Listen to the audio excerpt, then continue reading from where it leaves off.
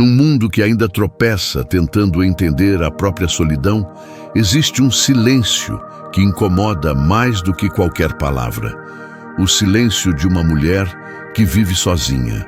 Ele ecoa como se dissesse algo que muita gente teme encarar: independência, autonomia, ausência de necessidade, e isso assusta quem aprendeu a medir valor pela aprovação alheia. Bem-vindo a este espaço, onde a psicologia do comportamento humano é explorada com clareza, profundidade e sem rodeios.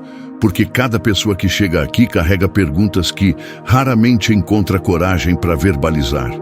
Hoje vamos destrinchar, de forma racional e acessível, por que a figura de uma mulher que vive só provoca tanto desconforto social e como essa estranheza revela medos coletivos, desde inseguranças afetivas até limitações emocionais que ninguém admite.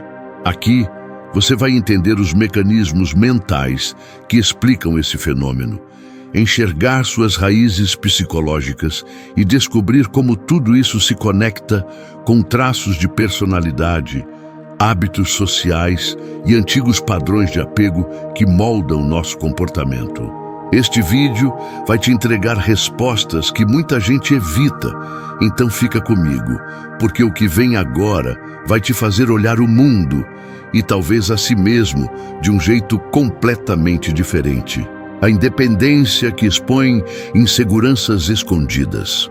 Quando Jung falava sobre como projetamos nossos medos nos outros, ele descrevia exatamente o que acontece quando alguém observa uma mulher vivendo sozinha.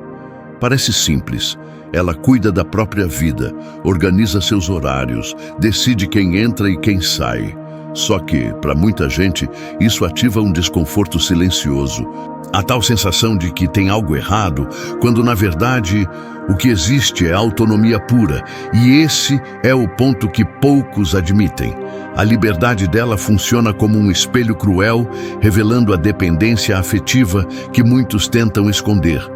Mas o curioso é que esse incômodo é só o começo, porque se você olhar um pouco mais fundo, vai perceber que existe um segundo mecanismo psicológico ainda mais poderoso por trás disso. Quando alguém olha para uma mulher que vive sozinha, sem pressa, sem cabresto emocional, existe um tipo de silêncio que incomoda de um jeito quase estranho, como se aquela cena simples despertasse um alerta interno que muita gente prefere ignorar. Esse incômodo não nasce dela, mas de quem observa. E isso bate exatamente naquilo que Carl Jung explicava quando falava sobre projeção. O ser humano tem o péssimo hábito de enxergar nos outros aquilo que não quer admitir em si mesmo. A independência dela vira um espelho, e ninguém gosta de ver o próprio lado que esconde, o lado que precisa, depende, se segura em companhia só para não encarar a própria mente quando as luzes apagam.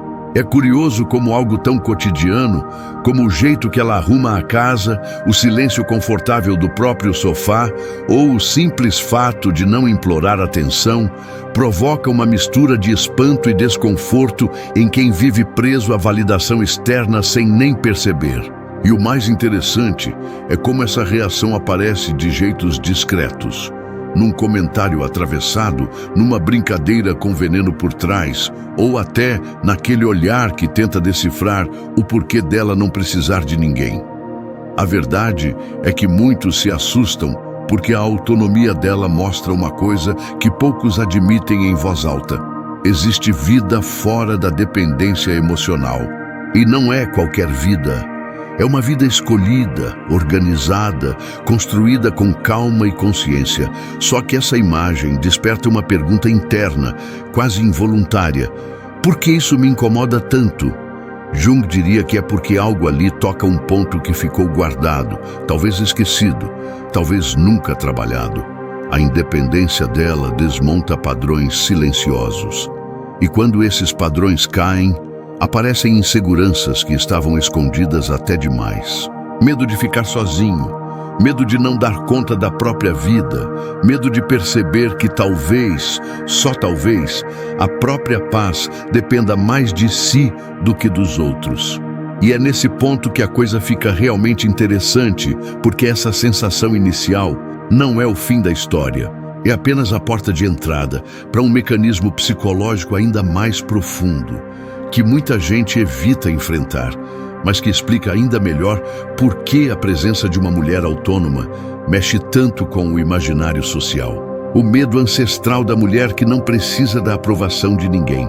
Jung dizia que a sociedade cria sombras coletivas, e uma delas é essa ideia antiga de que mulheres só estão completas quando acompanhadas.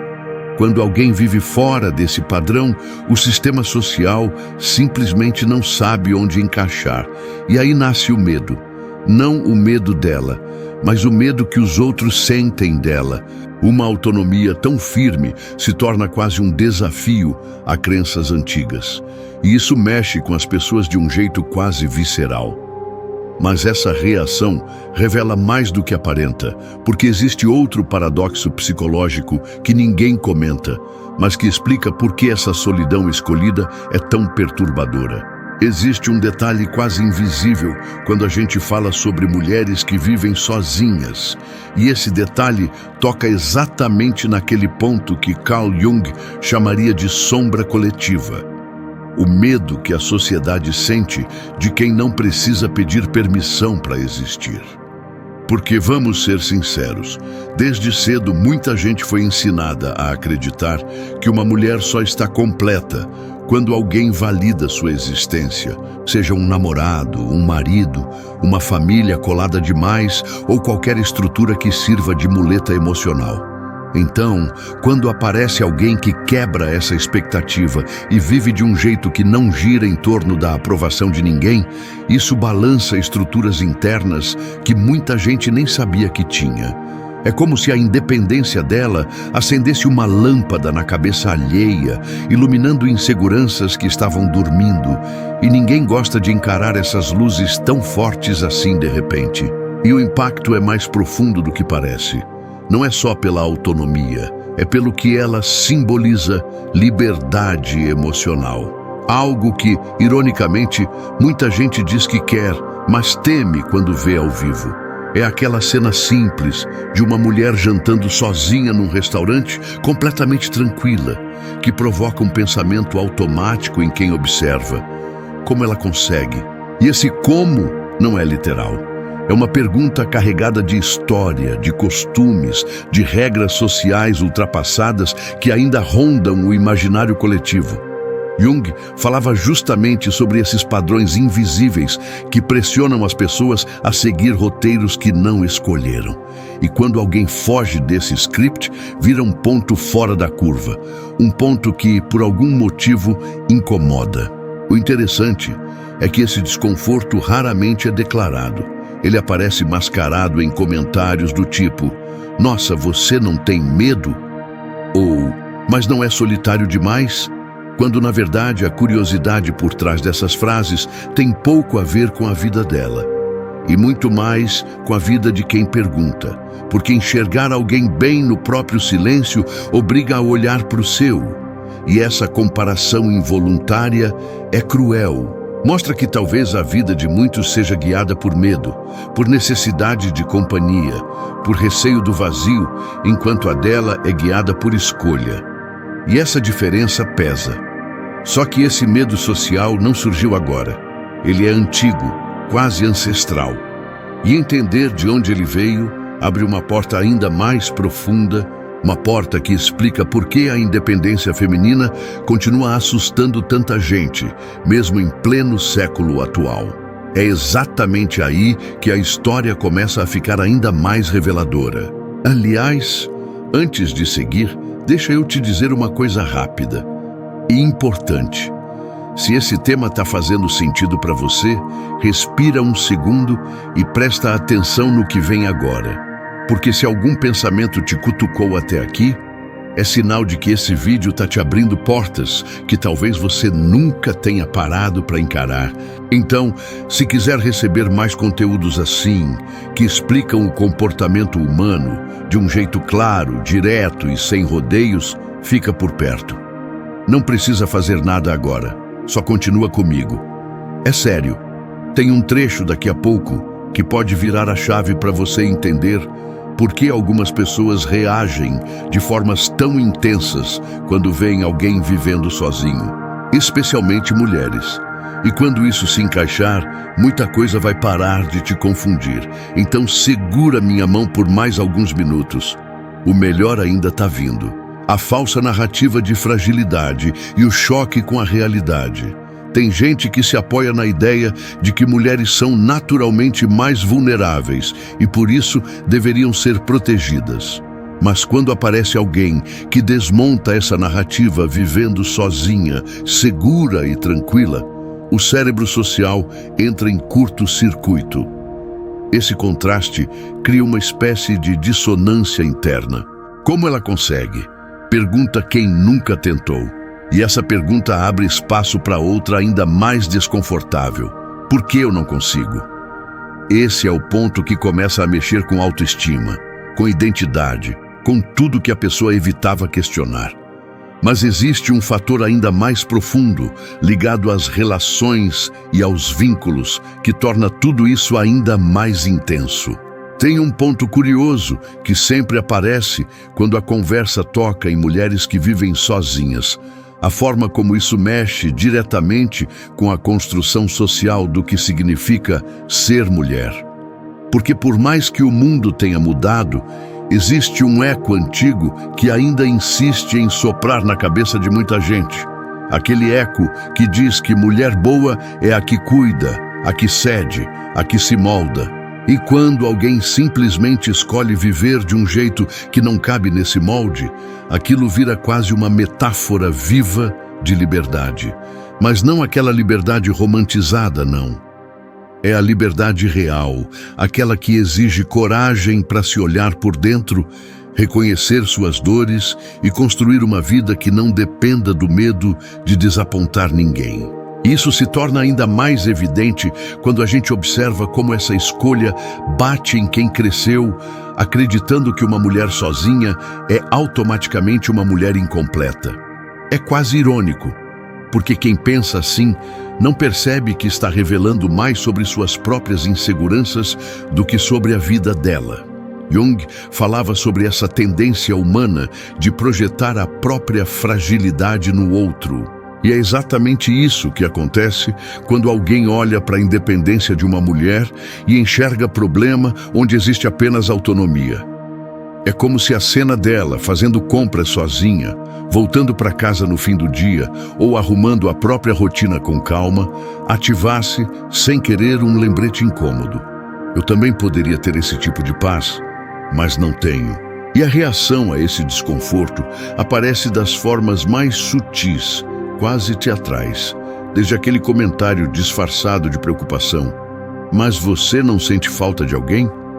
Até aquela expressão meio confusa de quem tenta entender como alguém consegue estar bem sem ter alguém para preencher um espaço que, na verdade, nunca deveria ter sido ocupado à força. O mais curioso é que ninguém admite isso em voz alta, mas está ali, escondido na entrelinha. E quando você entende esse mecanismo, a situação ganha um novo significado, porque revela um tipo de tensão silenciosa que acompanha a independência feminina. Uma tensão que, quanto mais é observada, mais mostra que existe algo ainda mais profundo por trás desse incômodo coletivo, algo que vem muito antes da vida adulta e mexe diretamente com a forma como cada pessoa aprendeu a lidar com o próprio vazio. Ameaça simbólica à ideia tradicional de relacionamento. Quando Jung falava sobre símbolos psicológicos, ele destacava como certas imagens desafiam sistemas inteiros de crenças. A imagem de uma mulher vivendo bem sozinha faz exatamente isso. Confronta diretamente a ideia de que um relacionamento é obrigatório para a felicidade. Isso não só assusta, como desestabiliza. Porque se ela se vira tão bem, o que isso diz sobre relações construídas por medo de ficar sozinho? Esse questionamento é forte demais para muita gente e por isso acaba sendo evitado. Mas evitar não resolve. Só empurra para um próximo ponto. ainda mais sensível, que envolve expectativas sociais e identidades profundas. Existe ainda um outro ponto que mexe profundamente com quem observa uma mulher vivendo sozinha. A forma como essa escolha desmonta a ideia de que todo mundo precisa ser constantemente administrável. Tem gente que acha estranho quando uma pessoa simplesmente decide organizar a própria vida de acordo com as próprias prioridades, sem precisar justificar para ninguém. Isso assusta porque tira o controle simbólico que muitos acreditam ter sobre as escolhas dos outros. Jung já dizia que aquilo que não conseguimos controlar, tentamos criticar. E isso aparece muito quando alguém olha para uma mulher independente e tenta encaixar a vida dela num rótulo que, na verdade, não tem nada a ver com ela. É curioso perceber como essa reação muitas vezes nasce de pequenas inseguranças escondidas. Não são aquelas inseguranças óbvias, mas as sutis, como a sensação de que, se alguém consegue caminhar sozinho sem desmoronar, talvez a própria dependência emocional comece a incomodar. E esse incômodo costuma vir travestido de opinião, de palpite, de julgamento. Às vezes a pessoa nem percebe que está falando mais dela mesma do que da outra. É como se, ao ver alguém mantendo a casa, os horários, a carreira e o emocional alinhados do próprio jeito, isso ativasse aquele medo silencioso de ficar para trás. E aí surgem falas que soam quase ensaiadas, como se fossem uma tentativa de reduzir o impacto daquilo que, na verdade, admiraram em silêncio. Só que existe algo ainda mais profundo, algo que a maioria evita encarar. A independência de uma mulher obriga muita gente a revisar a própria ideia de amor, presença e reciprocidade. Porque se ela está bem sozinha, isso significa que qualquer relação que ela venha a ter precisa ser escolha, não condicionamento, não necessidade. E isso bagunça a lógica de quem sempre lidou com vínculos baseados na carência. É por isso que tanta gente tenta diminuir, criticar ou transformar essa autonomia em defeito. Porque reconhecer que alguém vive bem consigo mesmo exige, inevitavelmente, olhar para os espaços onde a gente ainda não consegue fazer o mesmo. E aí fica claro que o problema nunca foi ela, foi o espelho que ela sem querer virou. A quebra de expectativas que revela o verdadeiro eu das pessoas. Jung dizia que aquilo que mais nos irrita nos outros costuma ser aquilo que precisamos trabalhar em nós mesmos. E é exatamente isso que acontece aqui. Uma mulher que vive sozinha desmonta expectativas, desafia padrões e mostra que a vida pode ser vivida com propósito próprio. Isso toca em algo muito íntimo, a sensação de que talvez muita gente esteja vivendo no piloto automático, seguindo regras não escolhidas. E quando esse pensamento aparece, ele raramente vem sozinho. Ele abre portas para questionamentos maiores. E é aí que a história realmente começa.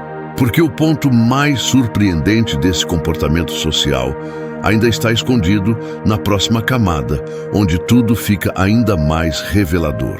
Quando Jung dizia que tudo aquilo que reprimimos ganha força no silêncio, ele não estava descrevendo só emoções escondidas, mas também aquelas escolhas de vida que muita gente não entende, como a mulher que decide viver sozinha. E aqui começa um ponto que quase ninguém comenta.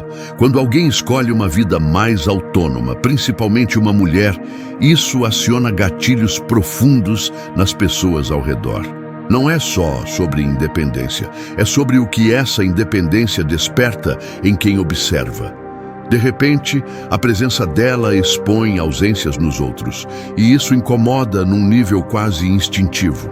É como se aquela solidão escolhida funcionasse como um espelho, revelando fragilidades que muitos evitam encarar.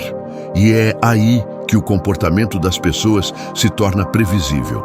Algumas admiram, outras criticam, mas quase todas sentem algum tipo de desconforto, mesmo que não admitam. Só que esse desconforto esconde uma raiz mais profunda, uma mistura de medo, projeção e uma sensação estranha de não conseguir decifrar alguém que não segue o roteiro social padrão. E tudo isso abre espaço para algo ainda mais interessante que vamos descobrir. E quando a gente junta todas essas camadas, o medo que as pessoas têm do que não conseguem controlar, a projeção sobre quem escolhe o próprio caminho, o desconforto diante da autonomia e o silêncio que expõe verdades, tudo converge para o mesmo ponto. Mulheres que vivem sozinhas não assustam porque dão medo, assustam porque revelam. Revelam a pressa dos outros em julgar, revelam a insegurança de quem nunca aprendeu a ficar consigo mesmo, revelam o quanto ainda existe de fragilidade escondida debaixo de opiniões prontas. Jung dizia que o que você rejeita te domina, e talvez seja justamente isso que faz tanta gente reagir com estranheza. Elas não rejeitam a própria companhia, e isso é raro. No fim, a maior reflexão fica aqui, quieta, quase pedindo para ser encarada. Será que o incômodo que sentimos nos outros diz mais sobre eles ou sobre a parte de nós que ainda não aprendemos a sustentar sozinhos? E antes da gente fechar tudo isso, deixa eu só te pedir uma coisa simples, mas que faz diferença. Se esse vídeo te cutucou em algum ponto, fica por perto. Tem muito mais conteúdo assim vindo aí, direto ao ponto, humano, sem enrolação. Só não some, porque entender o próprio comportamento é um caminho que ninguém deveria andar sozinho. Te vejo no próximo.